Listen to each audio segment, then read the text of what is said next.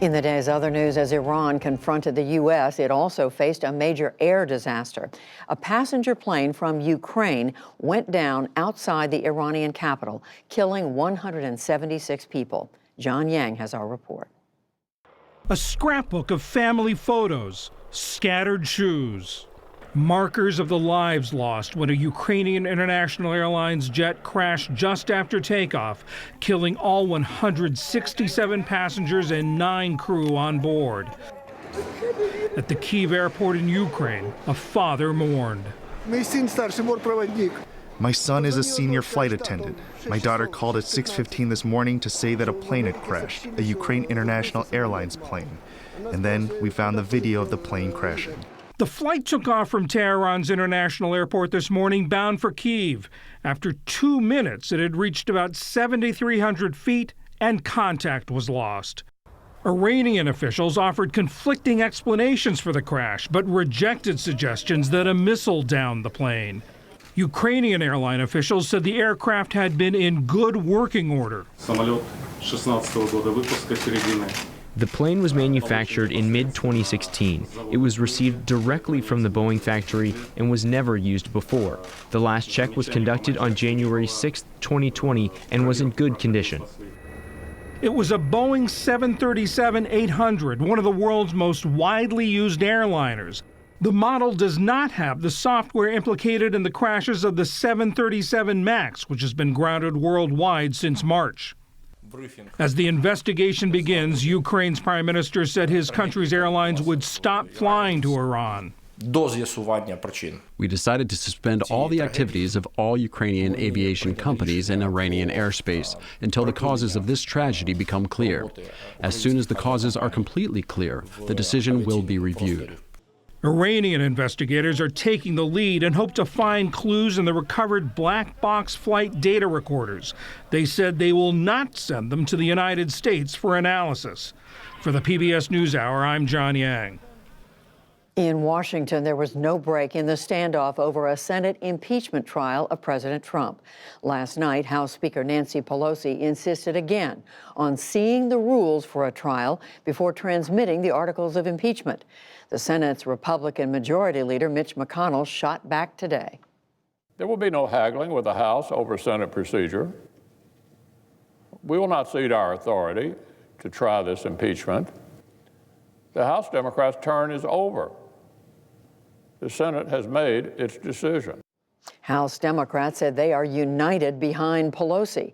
But one Senate Democrat, Richard Blumenthal of Connecticut, said starting the trial could force the hands of Republicans.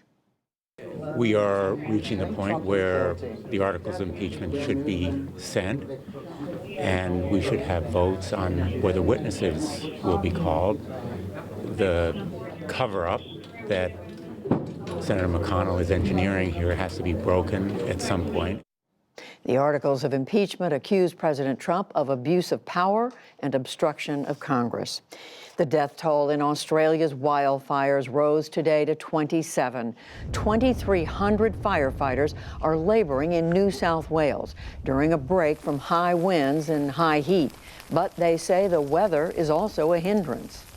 This rain that we've had hasn't been enough to extinguish the fire, but it's stopped our ability to do back burning on a number of these fires, so we haven't been able to set fires to try and control the fires. We'll return to Australia after the news summary. 500,000 people in Puerto Rico still had no power today, and more than 250,000 had no running water after Tuesday's earthquake. It was the strongest to hit the U.S. territory since 1918. Many people slept outdoors last night for fear their homes would crumble in aftershocks. More than 1,000 others stayed in government shelters.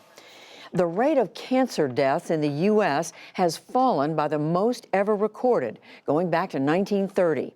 The American Cancer Society reports that the rate was down 2.2% from 2016 to 2017.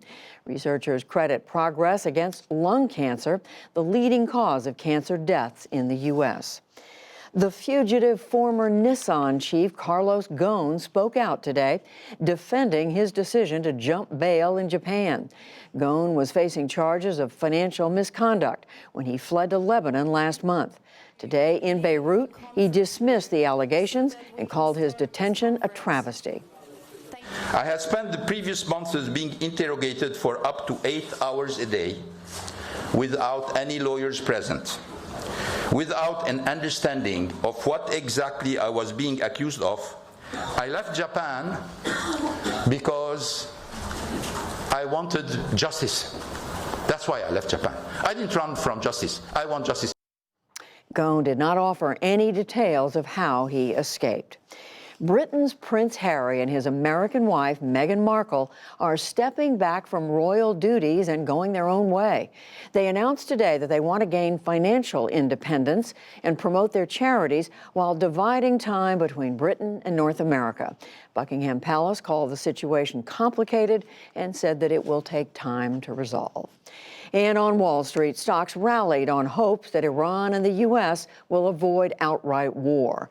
The Dow Jones Industrial Average gained 161 points to close at 28,745. The Nasdaq rose 60 points, and the S&P 500 added nearly 16. Still to come on the NewsHour, a continent caught in the grip of wildfire. Australians grapple with the magnitude of the loss. And the potential for DNA testing to revolutionize individual medical care.